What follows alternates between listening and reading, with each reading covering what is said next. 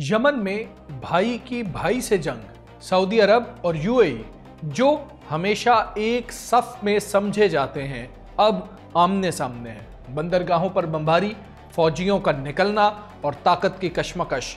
आज हम जानेंगे कि क्यों खित्ते के दो सबसे बड़े इत्तेहादी एक दूसरे के खिलाफ खड़े हो चुके हैं। यमन में सऊदी अरब और यूएई एक दूसरे के खिलाफ क्यों हैं? यमन में तनाज़ा क्या है? यमन की कशीदा सूरत हाल और उसका पस मंजर क्या है? यमन की बंदरगाह पर मुत्तहिदा अरब अमारात से आने वाली हथियारों की खेप को क्यों निशाना बनाया गया? यमन का यूएई के साथ दिफाई मुआहिदा खत्म करने का ऐलान, फौज को मुल्क छोड़ने का हुक्म क्यों दिया? यमन में सऊदी अरब और यूएई के इख्तलाफात में इजाफा क्यों हो रहा है? इस वीलॉग में तमाम अपडेट्स आपके साथ शेयर करेंगे। आप देख रहे हैं 92 न्यूज़ डिजिटल और मैं हूं हमजा तारड़। व्यूअर्स, सऊदी अरब की क़यादत में इत्तेहादी फोर्सेस का यमन में बहरी जहाज़ों पर हमला हुआ है। मकला बंदरगाह में हथियार स्मगल करने वाले 2 जहाज़ों को निशाना बनाने का दावा किया गया। इत्तेहादी फोर्सेस ने दावा किया है कि यूएई से आने वाले जहाज़ों से हथियार और फौजी गाड़ियां उतारी गई। ये जहाज़ यूएई की बंदरगाह फुजैरा से सरकारी इजाज़तनामे के बगैर दाखिल हुए। मिलिट्री इत्तेहाद ने इस इकदाम को जंगबंदी मुआहिदे और अक़वाम मुत्तहिदा के कवानीन की खिलाफ वर्जी करार दिया है। सऊदी अरब ने 24 घंटों में यमन से तमाम अफवाज वापस बुलाने और यमनी धड़ों की अस्करी और माली मदद रोकने का मुतालबा किया है। सऊदी अरब की वजारत खारजा ने अपने बयान में कहा कि बरादर मुल्क मुत्तहिदा अरब अमारात की जानिब से उठाए गए इकदामात नहायत खतरनाक हैं और खित्ते के इस्तेहकाम के लिए शदीद खदशात का बायस बन सकते हैं। ये इकदामात यमन में कानूनी हुकूमत की हिमायत के लिए कायम अरब इत्तेहाद के बुनियादी उसूलों से मुताबिकत नहीं रखते और ना ही यमन के अमन इस्तेहकाम की कोशिशों को तकवीयत देते हैं।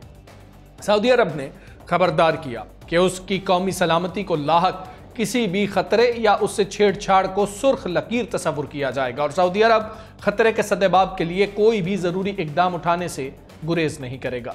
सऊदी अरब और यूएई यमन में एक अहम सियासी और अस्करी तनाज़े का हिस्सा हैं जो 2014 से जारी है।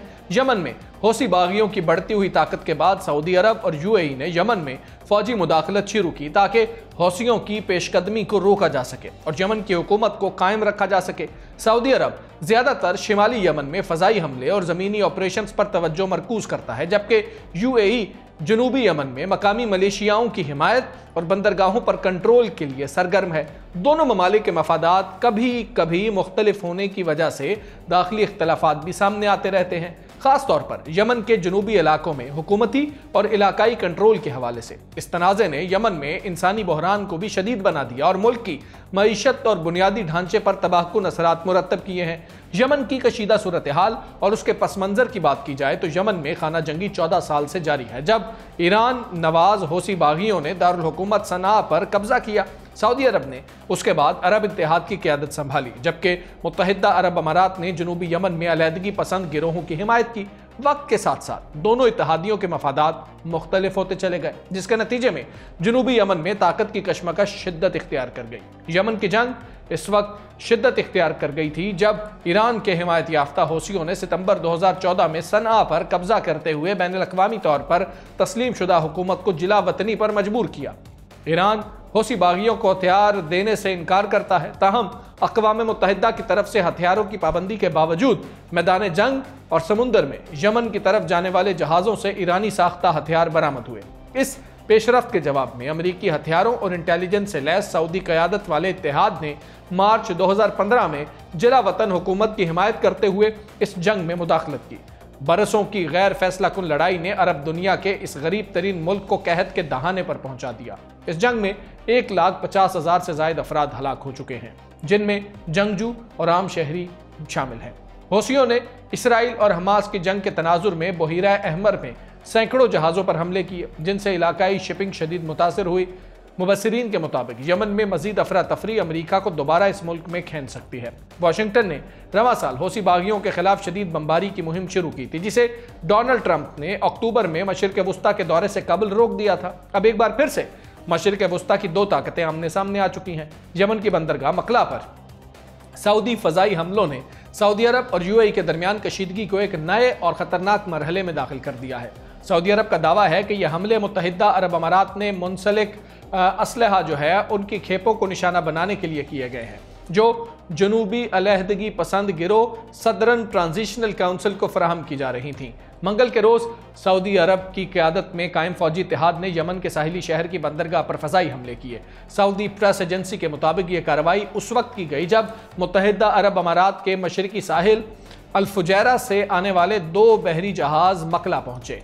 सऊदी बयान में इल्ज़ाम आयद किया गया कि इन जहाज़ों ने जानबूझकर अपने ट्रैकिंग सिस्टम बंद कर रखे थे और बंदरगाह पर असलहा और बख्तरबंद गाड़ियां उतारी जो यूएई की हिमायत याफ्ता सदरन ट्रांजिशनल काउंसिल को फराहम की जा रही थी। सऊदी हुकाम ने इलाकाई मीडिया के जरिए यूएई को बराह रास्त खबरदार किया कि जनूबी यमन में अलहदगी पसंदों की पेशकदमी में अबू धाबी का किरदार इंतहाई खतरनाक है और ये खित्ते के अमन इस्तेहकाम के लिए संगीन खतरा बन सकता है। सऊदी इत्तेहाद के मुताबिक इन जहाज़ों के अमले ने जानबूझकर ट्रैकिंग डिवाइसेस गैर फाल रखी और भारी मिकदार में असलहा और जंगी गाड़ियां सदरन ट्रांजिशनल काउंसिल के फोर्सेस को फराहम की गई। बयान में कहा गया कि यह हथियार फौजी खतरा और कशीदगी में इजाफा है जो अमन और इस्तेहकाम को नुकसान पहुंचाएंगे। इसीलिए इत्तेहादी फ़ज़ाइया ने महदूद फ़ज़ाई कार्रवाई करते हुए इन हथियारों और गाड़ियों को निशाना बनाया जो अलमकला की बंदरगाह पर उतारी गई थी। सऊदी हुकाम के मुताबिक यह फ़ज़ाई कार्रवाई रात के वक्त की गई ताकि शहरी हलाकतों के इम्कानात कम से कम हो, ताहम यह वाज़ेह नहीं किया गया कि आया इस हमले में कोई जानी नुकसान हुआ या नहीं। इसके अलावा यह भी मालूम नहीं हो सका कि इस ऑपरेशन में इत्तेहाद के दीगर रुकन ममालिक शामिल थे या नहीं। मुत्तहिदा अरब अमारात की जानिब से फौरी तौर पर कोई रद्दअमल सामने नहीं आया, जबकि सदरन ट्रांजिशनल काउंसिल के ज़ेर इंतज़ाम सेटेलाइट चैनल ने फ़ज़ाई हमलों की तस्दीक तो की मगर मज़ीद तफसीलात फराहम नहीं की। यह हमला सऊदी अरब और यूएई के दरमियान बढ़ती हुई खलीज की वाज़ेह अलामत है। दोनों ममालिक अगरचे ईरान नवाज हौसी बागियों के खिलाफ कई महाजों पर अब भी ताउन कर रहे हैं, ताहम यमन के जनूबी इलाकों में असर व रसूख की जंग ने उनके ताल्लुकात को शदीद दबाव में डाल दिया है। मकला जो यमन के सूबा में वाक़या है, हाल ही में सदरन ट्रांजिशनल काउंसिल ने सऊदी हिमायत याफ्ता नेशनल शील्ड फोर्सेस के साथ झड़पों के बाद अपने कंट्रोल में ले लिया था। ये शहर अदन से तकरीबन 480 किलोमीटर शिमाल मशरिक में वाक़ है, जो 2014 में दारुल हुकूमत सना पर हौसियों के कब्जे के बाद से हौसी मुखालिफ कुव्वतों का मरकज रहा है। यह हमला गुज़श्ता हफ्ते होने वाली सऊदी फ़ज़ाई कार्रवाइयों के बाद सामने आया, जिन्हें मुबस्सिरीन ने सदरन ट्रांजिशनल काउंसिल के लिए एक इंतबाह करार दिया था कि वो और हमसाया सूबा अपनी पेशकदमी रोके। मकला पर हमले के बाद यमन की हौसी मुखालिफ इंतजामिया ने हंगामी हालत नाफिज कर दी और अपने ज़ेरे कंट्रोल इलाकों में सरहदी गुजरगाहों, हवाई अड्डों और बंदरगाहों पर 72 घंटे की पाबंदी आयद कर दी, जहां अब सिर्फ सऊदी मंजूरी से ही आमद-ओ-रफ्त मुमकिन होगी। माहिरीन खबरदार कर रहे हैं कि यह कशीदगी न सिर्फ सऊदी अरब और यूएई के ताल्लुकात को मजीद नुकसान पहुंचा सकती है, बल्कि हौसियों के खिलाफ सफ आरा कुव्वतों के दरमियान पहले से नाजुक तवाजुन को भी बिगाड़ सकती है, खासतौर पर ऐसे वक्त में जब बहीरा अहमर और उसके अतराफ के इलाकों में अदम इस्तेहकाम बढ़ता जा रहा है। सऊदी सरबराही में कायम इत्तेहाद के तर्जुमान ने एक बयान में कहा कि मुत्तहिदा अरब अमारात में वाक़े फुजैरा बंदरगाह से आने वाले 2 जहाज़ इतवार को मकला बंदरगाह में बगैर इजाज़त दाखिल हुए। उन्होंने अपने ट्रैकिंग सिस्टम बंद कर दिए और बड़ी तादाद में हथियार और जंगी गाड़ियाँ उतारी ताकि STC की हिमायत की जा सके। सऊदी सरकारी मीडिया के मुताबिक सऊदी इत्तेहाद का कहना है कि मकला बंदरगाह पर हमले में कोई जानी नुकसान नहीं हुआ। ताहाल मुत्तहिदा अरब अमारात की वज़ारत ख़ारजा ने इस मामले पर कोई वजाहत नहीं की है। सऊदी इत्तेहाद के तर्जुमान तुर्की अल मालकी का कहना है कि यमन की सदारती क़यादत काउंसिल के सरबरा रिशादुल अलीमी की जानिब से इन दोनों सूबों के शहरियों के तहफ़्फ़ुज़ की दरख्वास्त पर सऊदी इत्तेहाद ने मंगल की सुबह एक महदूद फ़ज़ाई कार्रवाई की, जिसमें उतारे गए हथियारों और गाड़ियों को निशाना बनाया गया। अलहदगी पसंद गिरोह STC इब्तदा में यमन में हौसियों के खिलाफ कायम करदा सऊदी इत्तेहाद का हिस्सा था, ताहम बाद में STC ने जुनूब में खुद मुख्तारी हासिल करने का फैसला किया था। 2022 से STC और सऊदी हिमायत याफ्ता इत्तेहाद के दरमियान हौसियों के कंट्रोल से बाहर जुनूबी इलाकों में ताकत की तकसीम रही है। STC यमन के जुनूब के बड़े हिस्से पर काबिज है, जिनमें स्ट्रेटेजिक तौर पर अहम 2 सूबे शामिल हैं। इस सूबे में सऊदी अरब की सरहद जो है वो साथ लगती है और इसके साथ सकाफती और तारीखी ताल्लुकात भी हैं। हौसी मुल्क के शिमाली हिस्से पर काबिज हैं। यमन का दारुल हुकूमत सना, जहाँ से उन्होंने सऊदी हिमायत याफ्ता हुकूमत को 2014 में निकाल दिया था और शिमाल के बेशतर हिस्से पर कब्जा कर लिया था। सऊदी इत्तेहाद ने मजीद कहा है कि हम किसी भी मुल्क की जानिब से किसी यमनी गिरोह को फौजी मदद फराहम करने से रोकेंगे और ये हमारी कोशिश जारी रहेगी। इस कशीदगी के बारे में अमरीकी वज़ीर ख़ारजा मार्को रूबियो ने कहा है कि हम तहम्मुल और मुसलसल सिफारतकारी की अपील करते हैं ताकि एक पायदार हल तक पहुंचा जा सके। जबकि सऊदी वज़ीर दिफा खालिद बिन सलमान ने एक्स पर पोस्ट किए हुए पैगाम में कहा कि STC के फौजियों को चाहिए कि वो 2 इलाकाई सूबों को हुकूमत के हवाले करने पर पुरअमन तरीके से राजी हो जाएं, लेकिन STC ने जुमे को एक बयान में कहा था कि वो अपने खिलाफ इन कार्रवाइयों के बावजूद पीछे नहीं हटेंगे। अब सऊदी अरब ने UAE से कहा है कि वो यमन की हुकूमत के मुतालबे पर अपनी तमाम अफवाज यमन से निकाल ले। सऊदी क़यादत में अरब इत्तेहादी अफवाज ने यमन की बंदरगाह मकला में हथियारों और फौजी सामान जो दीगर है उसकी स्मगलिंग करने वाले 2 जहाज़ों को निशाना बनाने के लिए महदूद फ़ज़ाई कार्रवाई की थी। ये जहाज़ मुत्तहिदा अरब अमारात के फुजैरा बंदरगाह से मकला बंदरगाह में दाखिल हो रहे थे। इसी हवाले से हम आपको बता रहे हैं कि यमन की हुकूमत के मुतालबे पर 24 घंटों में यह कहा गया है कि मुत्तहिदा अरब अमारात वहाँ से निकल जाए और यमन के अंदर किसी भी फरीक को फौजी या माली मदद रोकने की दरख्वास्त को कबूल किया जाए। सऊदी अरब को उम्मीद है कि दानिशमंदी, भाईचारे के उसूल, अच्छी हमसायगी, खलीज ताउन काउंसिल के ममालिक के दरमियान मजबूत ताल्लुकात और बरादर यमन का मफाद गालिब रहेगा। बयान में इस उम्मीद का भी इजहार किया गया है कि मुत्तहिदा अरब अमारात दोनों बरादर ममालिक के दरमियान 2 तरफा ताल्लुकात को बरकरार रखने के लिए ज़रूरी इक़दाम करेगा। यमन की सदारती काउंसिल के सरबरा रशाद अल अलीमी ने मुत्तहिदा अरब अमारात के साथ मुश्तरका दिफाई मुआहिदा मनसूख करने का ऐलान कर दिया है।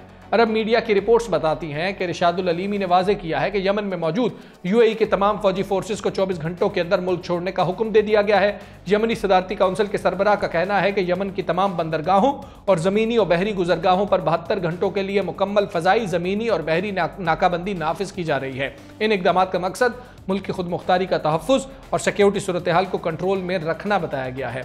यह अहकामात ऐसे वक्त में जारी किए गए जब सऊदी अरब की क़यादत में कायम फौजी इत्तेहाद ने यमन में महदूद फ़ज़ाई कार्रवाई की है। सऊदी इत्तेहाद का मौक़िफ़ है कि यह कार्रवाई UAE की हिमायत याफ्ता जनूबी अलहदगी पसंद तंजीम सदरन ट्रांजिशनल काउंसिल को फराहम की जाने वाली गैर मुल्की फ़ौजी मुआवनत के खिलाफ की गई। दूसरी जानिब सऊदी अरब की वज़ारत ख़ारजा ने कहा है कि मुत्तहिदा अरब अमारात की जानिब से उठाए गए इक़दामात नहायत ख़तरनाक हैं और ये ख़ित्ते के अमन व इस्तेहकाम के लिए संगीन ख़दशात को जन्म दे सकते हैं। व्यूअर्स, यमन में 14 साल से खूनरेज़ी, खाना जंगी जारी है। 1.5 लाख से ज़ायद शहरी जाँ भाग हो चुके हैं। मुल्क मुआशी और सियासी बहरान का शिकार है। सऊदी अरब और UAE की कशमकश सिर्फ यमन तक महदूद नहीं बल्कि पूरे खित्ते के अमन और ताकत के तवाज़ुन को ख़तरे में डाल रही है। मुस्तक़बिल का मंजरनामा क्या होगा? क्या मशरिक़ वस्ता में यह आग मज़ीद फैलेगी? आप क्या राय रखते हैं? ज़रूर दीजिए। मुझे इजाज़त दें। अल्लाह हाफ़िज़।